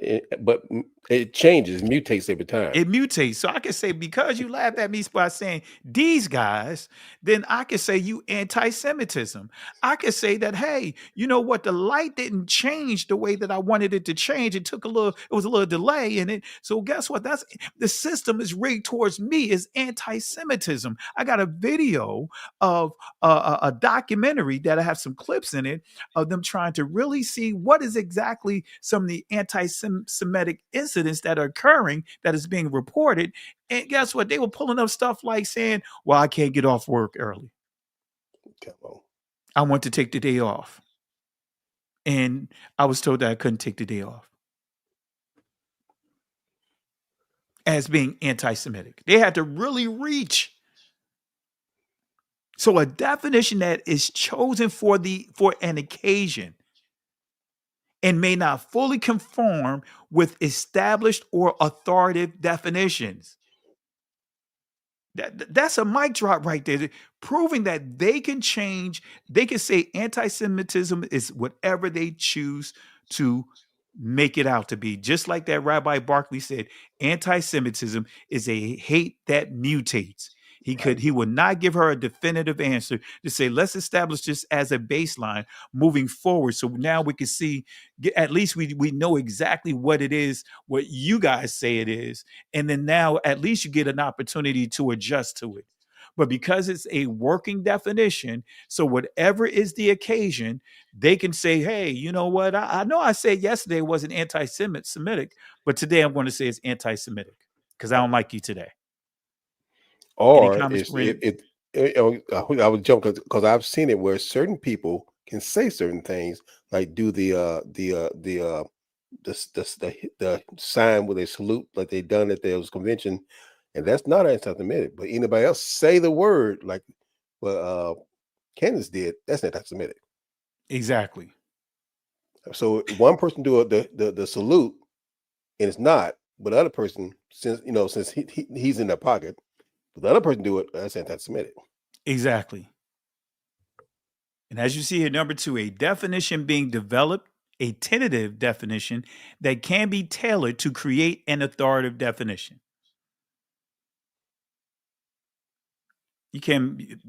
You can't make this up, family. But yet, the fear is Sharia law. What is anti-Semitism according to IHRA? Because the bills point you to them, basically to their website. And when you go to their website, this is the generic definitions that Kanye West recited.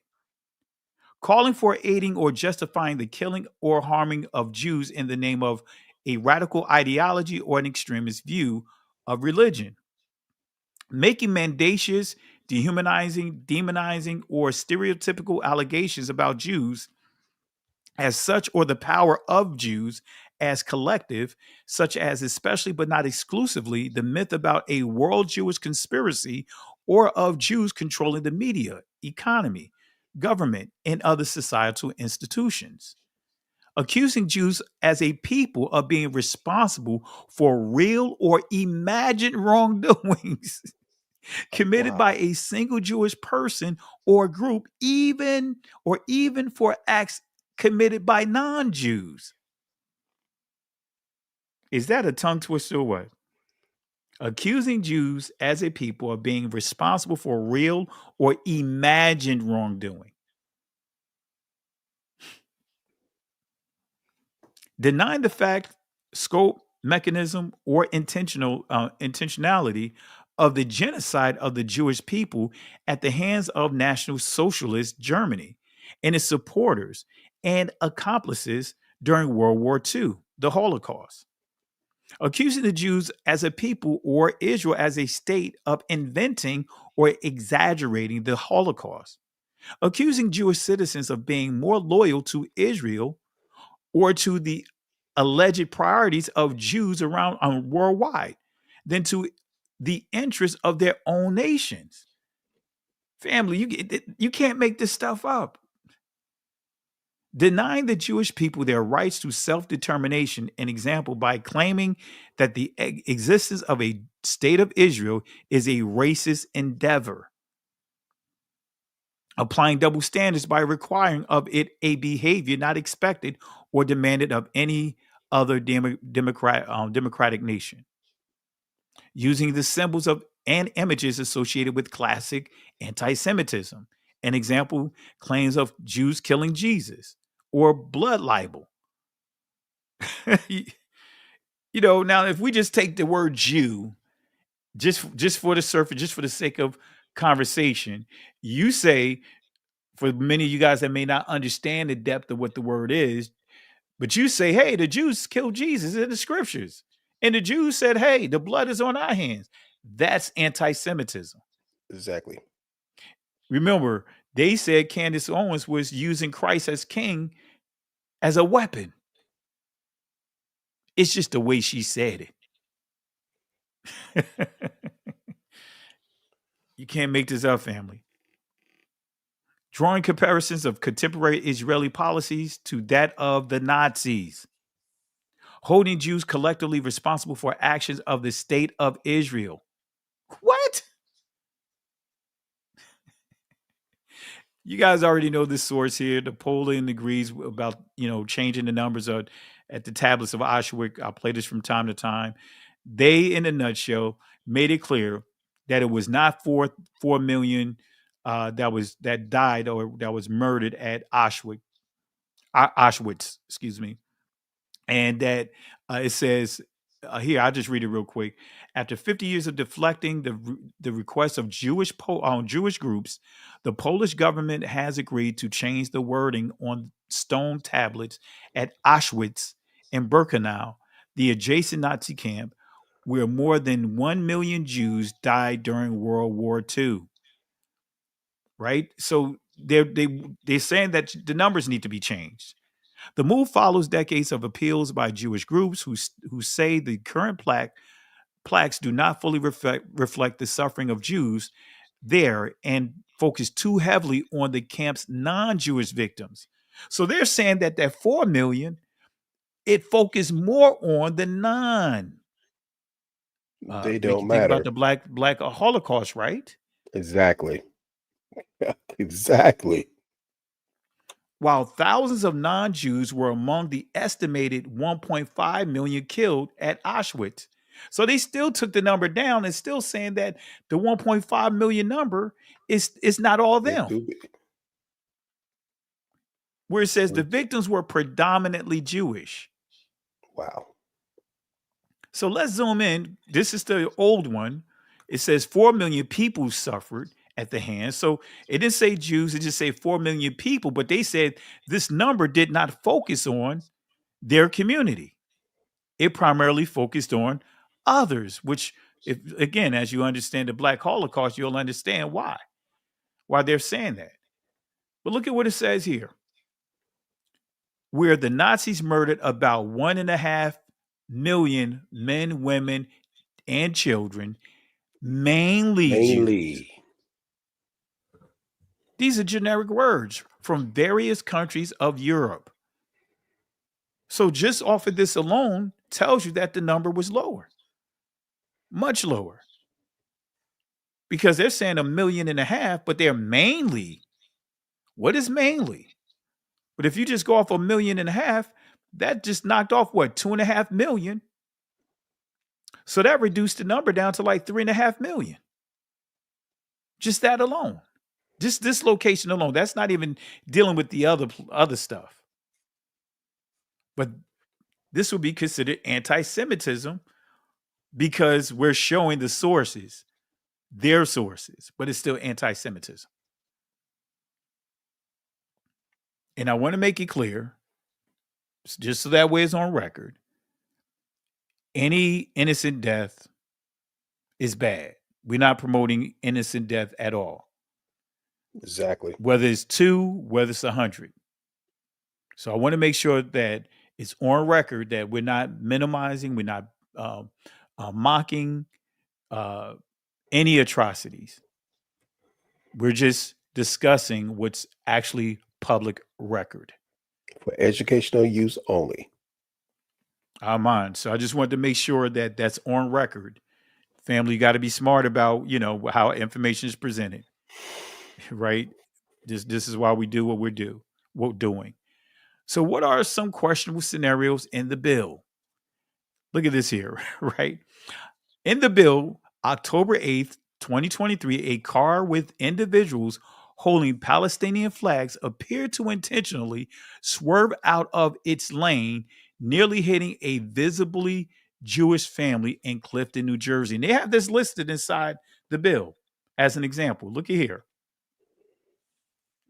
Whereas on October 8th, 2023, a car with individuals holding Palestinian flags appeared to intentionally swerve out of its lane, nearly hitting a visibly Jewish family in Clifton, New Jersey. Well, is this entry accurate? Let me show you something. Let's go to Reuters, who fact-checked this, and I'll drop this link so you guys can have it, but look at what it says. Verdict. Right? Let me go back here. Fact check. Video does not show Palestinian flag waving from car in New York. All right. Now let me drop this inside the chat so that way we can make sure that you guys can vet what the information that's being presented here. All right. Let's see here.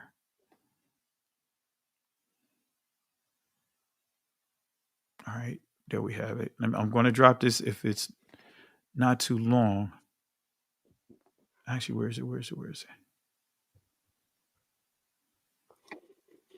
All right, here we go. Any comments, Berin Scholar, as I get this link out? I'm nodding my head and just laughing at this blatant story that they made up.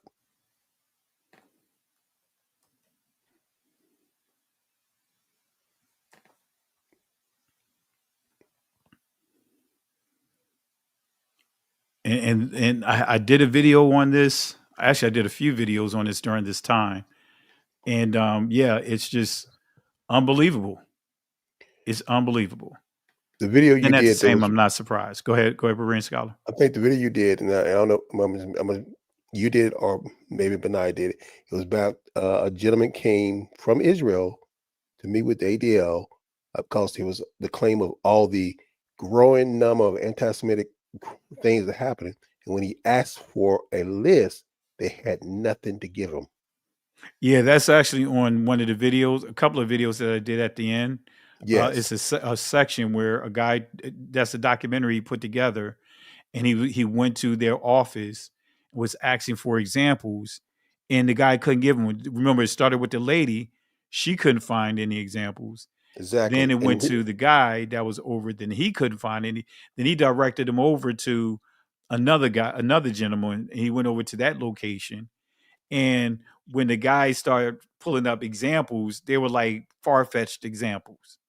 And this was directly after the head of the ADL did a media sweep saying this on Morning Joe, on MSNBC, CNN, Fox, about he talking about all the numbers of anti-Semitic things happening, and then he came over a couple weeks later and asked to see what was going on.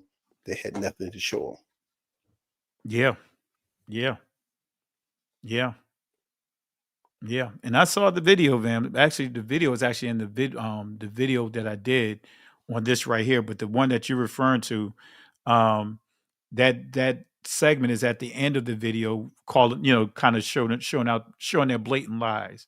Because then remember in that video, it also showed how some brother men was having conversation about the problems that they have. That hey, they don't mess with them. You know what I mean? They don't go near them. You know, and again, family, Crown Heights, man, it's very racist. It's a lot of incidents that many of you guys may not be familiar with or may have heard about, but just didn't know it was a Jewish community. And there was a lot of major incidents that occurred. Like I think there was an accident where there was a Jewish kid and a kid from one of our communities were injured, and the ambulance came and only took the Jewish kid. I mean, that sounds like something in a circus, right? Sound like 1950. Yeah. So look at what it says here. It says video of what appears to be a Puerto Rican flag being waved from a car in New York has been shared to falsely claim that it shows a Palestinian flag. All right, here's another scenario. November 3rd, 2023, a woman's store in New York City was attacked by a mob of Israel protesters, all because she hung posters of Israeli hostages in the store window. Right? And this is inside this bill. Make a note of it. A Jewish woman's store in New York City was attacked by a mob of anti-Israeli protesters, all because she hung posters of Israeli hostages in the store window. Is this entry accurate? No. Well, this is coming from the actual article. New York Post, Jewish woman attacked in New York for confronting protesters callously tearing down hostage posters. Look at what it says here. The NYPD is searching for two women who attacked a Jewish victim in Upper West Side who confronted the duo as they tore down posters of Israelis kidnapped by Hamas. The 41-year-old victim confronted the two unidentified suspects just before 10 p.m. Thursday when she saw them ripping the missing persons poster from a light pole at the intersection of Riverside Drive and West 82nd Street, according to police. She engaged the two females in a verbal dispute. As she recorded the incident on her cell phone, police said, at that point, the two women assaulted the Jewish woman, ripping off her Star of David necklace and knocking the cell phone out of her hand before fleeing. Where's the actual video of the incident? Well, where's the actual, and when you actually see the video, it was totally the opposite. They didn't touch her. They didn't do any of the sort. It's in the actual video I did has the actual footage, and it was nowhere.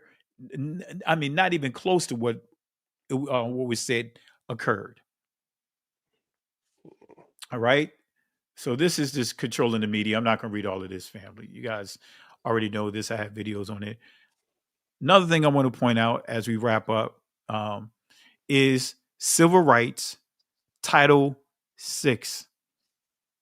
Title VI. Look at what it says here. Yesterday, the U.S. Department of Education Office of Civil Rights, OCR, released a fact sheet protecting students from discrimination based on shared ancestry or ethnic characteristics, explaining ways that Title VI of the Civil Rights Act of 1964, which protects students from race, color, national and national origin discrimination, covers students who are or perceived to be Jewish, Christian, Muslim, Sky or Ske, how we pronounce it, Hindu, Buddhist, or of another religious group. Now, family, what stands out about what you see on the screen? Maybe I have to go a little old school for those that grew up in the 50s, I mean, not 50s, but the 70s and 80s. You're gonna go One there. of these things do not belong here. Yeah. One of these One things of are these not things the are not same. like the other. One of these things don't belong. Yeah.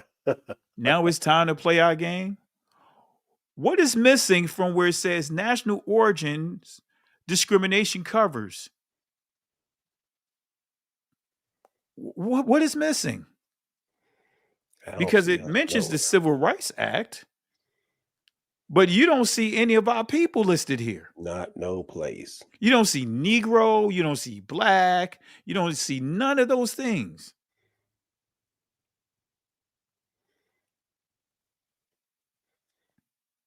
It removed us. You know the funny thing too?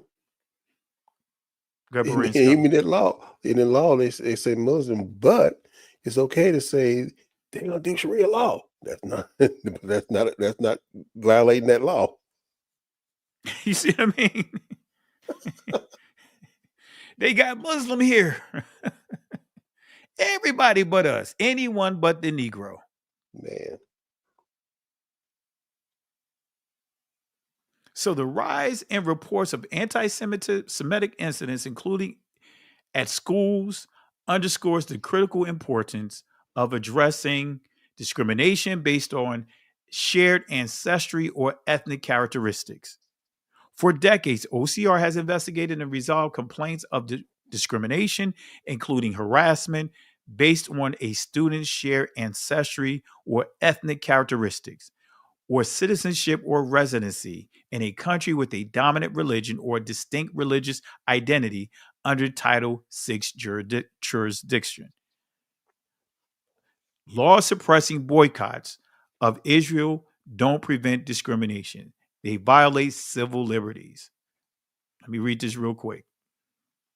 A number of states recently passed laws that require state contractors, including teachers, lawyers, newspapers, and journalists, and even students who want to judge high schools, debate tournaments, to certify that they are not participating in political motivated boycotts against Israel. Wow. Dozens of states have considered such anti-BDS laws, and a bipartisan group of 73 senators recently passed a bill that the Combating BDS Act. Man, I got so much I could go into, man. I'm gonna pause right here, family. Can I add something to that? Go ahead. Can I put a challenge out for the chat? We got about 400 people in the chat right now.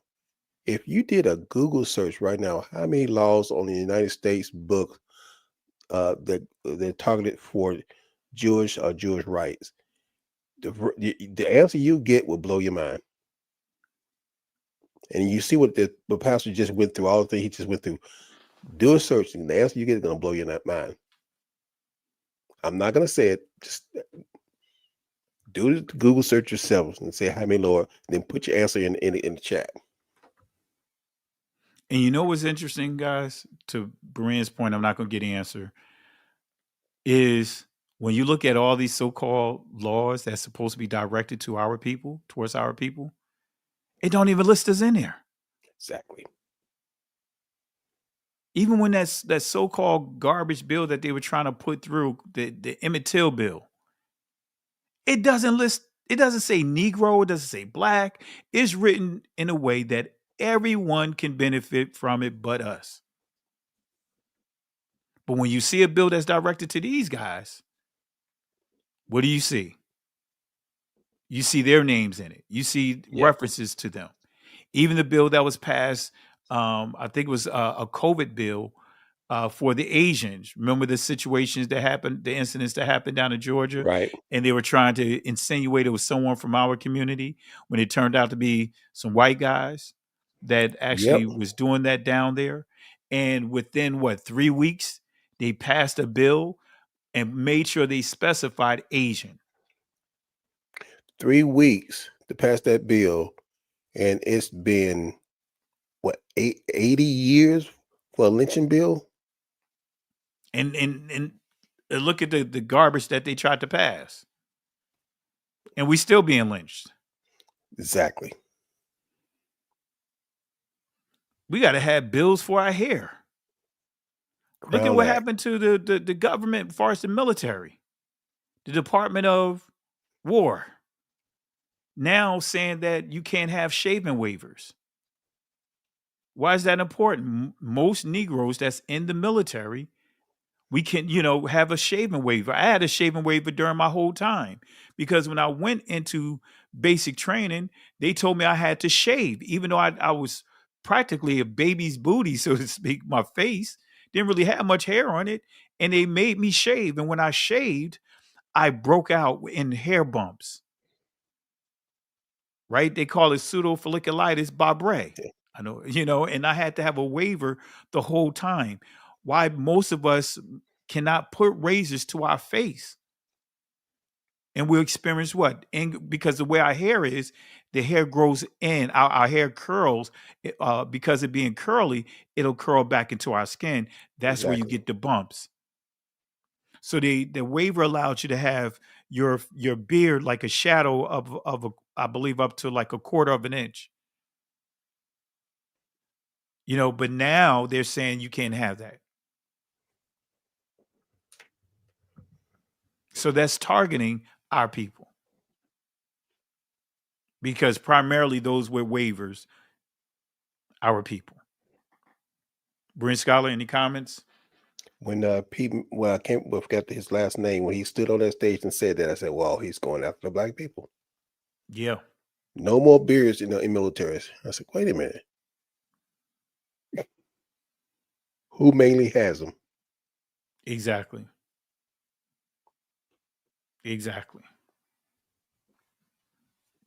Family, that's Deuteronomy 28:68. No man will be able to redeem us. Yes. None of these governmental systems, religious systems, none of these systems of men is going to redeem us. No matter how much we try to offer our services, try to enter into agreements, and we see this playing out in front of us right now. No man can save us. No man can redeem us. But the Father through his Son. Hallelujah. Hallelujah. Any other comments, Berean Scholar? Anything that you want to mention that we may not have caught today? And I had to go back into the milk crates of some of my lessons. I was like, oh, I know I did a lesson on this. And I was pulling stuff out, because I did so many lessons on this right here. And I just couldn't remember. And you know how you archive your stuff. And I was like, oh, man, now I got to go back and try to figure out what's the name of it. So, I was able to pull some of it out. And family, all I wanted to do is just show you guys from a perspective of, if we're going, don't get caught up with people getting pushing this Sharia law nonsense. What we should be concerned about, or at least be on top of, is showing the Talmud, the Talmudic stuff, Judaism, Zionism, all of that embedded into, just everything pretty much. And we have to spend our time trying to to wave ourselves through this miseducation that the people who are over the I don't know who's over the media, but those people who's over the media are doing a job on how they portray us. It's for the first time with this lockdown with all the food shortage and stuff. I've seen lions, but the lions didn't look like us. Yeah. But when they show a face, they show us. Yeah. But and then you have all these things on social media about people yelling at uh, black women, single women, by having kids and not going out and work. But we're not the one who's doing this. Exactly. I think I posted the other day the stats that was like 48% of the people on Snap are white Americans. We only have 46 or 44. I mean 24.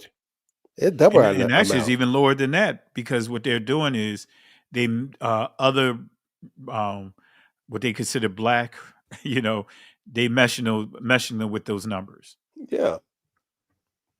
And then if you read down the list and there is some others that don't have anything, but but in other categories they put them as white. So yeah, it's more than 40. It's 46. Yeah. I mean, there's so many things. We just got to be aware that what the power to be is, and there's more people, there are more of our people and more Hebrews in America that they're letting you know we're more than 13%. Yeah. They've been But keeping that yet, number down that way for exactly. a long time. For But decades yet, upon decades. but yet they have more people who are using it than we are. Yeah. Yeah. Yeah. It's more than 17%. Somebody put 17. It's more than 17%. If you go through do the census through the 60s and the 50s, before the 50s, South Carolina, Mississippi, Texas were predominant dark. Yeah. Dominant. Yeah. And their numbers haven't changed much. Now there have been migration to the north and in the south, but then those numbers rose too. But when you see the census, you don't see those numbers. Those numbers don't show up. But when you go there and visit there, you see them. Yeah. Yeah. Well, my brother, we're going to take it down here. Some great information. Really appreciate you sharing those things. And family, go look it up because, again, what Brian Scholar pointed out is a fact. I remember back in the 18th century, when you look at the census back then for South Carolina, it was over almost 50,000 slaves, and it was only like 4,000 Caucasians, white people. Yep. That was controlling them. And even out of the 4,000, because not all of white people had slaves, but that shows that the number is even lower, but being controlled by what, if I remember correctly, it was like, 3,200 people controlling 49,000 slaves. And see, one of the main reasons they don't want you to know that because then we're going to cry for representation. Because you remember in the Reconstruction, right after Reconstruction, there was numbers of black people getting voted in South Carolina and other southern states. That's right. And then when the president changed, they kicked them out. They started changing the voting laws. Yep. Because that means there was more people in those areas to vote them in. Because not one white person just voted them in. That's So right. they had more blacks voting than they had anybody. So they said, "No, we got to stop them from voting." Yep. Yep. Hit it on the nail. And to this day, they playing that game. Yeah. And think about it.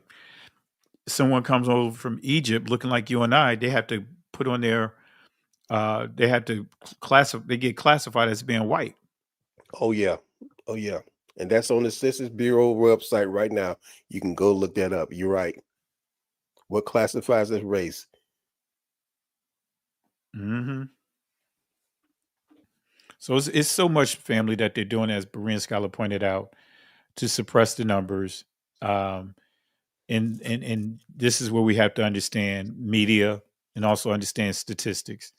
Because in statistics 101, the first thing you learn is that any number can be manipulated. You can make numbers say whatever you want it to say.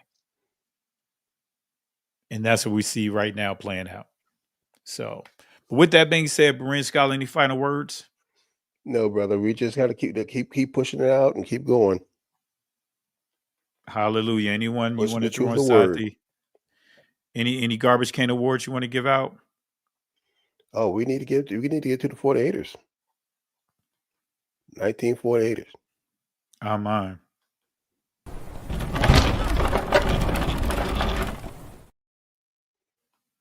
And, I want to give to to this commander in chief, also to all that's pushing this nonsense of this fear of Sharia law. Even though the scripture tells us that the Most High does not give us the spirit of fear, but of sound mind. But many are pushing this. So I want to start off by giving them, a 3-piece. Let me see if I have it here. That's not it. Let me see my 3-piece. Where's my 3-piece? Oh, you getting nowhere to go. I'm gonna have to move that around. Let me make sure. This took move my stuff out of whack. Let me move this thing around. Look at here. Look at here. There you go. Let me do it again. Let me give my 3-piece. Let me give a side order here, a side of fries, and give them their order to go.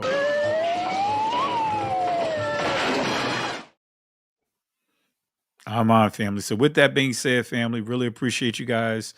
Want to say Shabbat Shalom to everyone. Thank you for the love and support.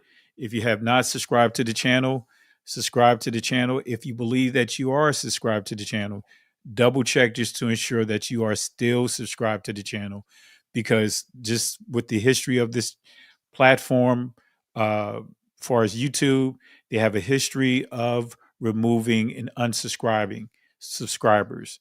Since I've had this channel, they've unsubscribed, removed over 25,000 subscribers. So just want to encourage you guys just to make sure that if you think you or believe that you are subscribed, double checked as we continue to hit the road to on our path to, on our journey to hit 100,000. I think we're like 800 short, less than 800 short. So let's see if we can over the next week get that go over that threshold, and we'll have a special celebration for that.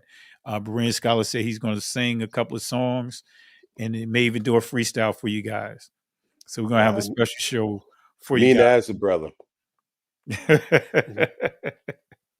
So with that being said, family, in the words of matter of fact, before that, Berean Scholar, tell me about your channel before I conclude, and drop the link inside the chat. Okay, please, guys, come on, and I'm gonna drop the link right here. I think I'm gonna try to get my best friend to come on. We're gonna talk about Zephaniah 3:9 and talk about the pure language on this week to go with some basics. So come join us on 5 o'clock on Sunday, that we can dig into our ancient language, our tongue. Absolutely, absolutely. And family, tune into his series. Tell me about the series, and we'll wrap up the series that you've been doing with the interviews. Oh, having the pleasure to talk to people about the Great Awakening. There's people, and one of the things he was bringing out with what happened with people like Candace Owens and everybody else, who was telling them that those people are not the one.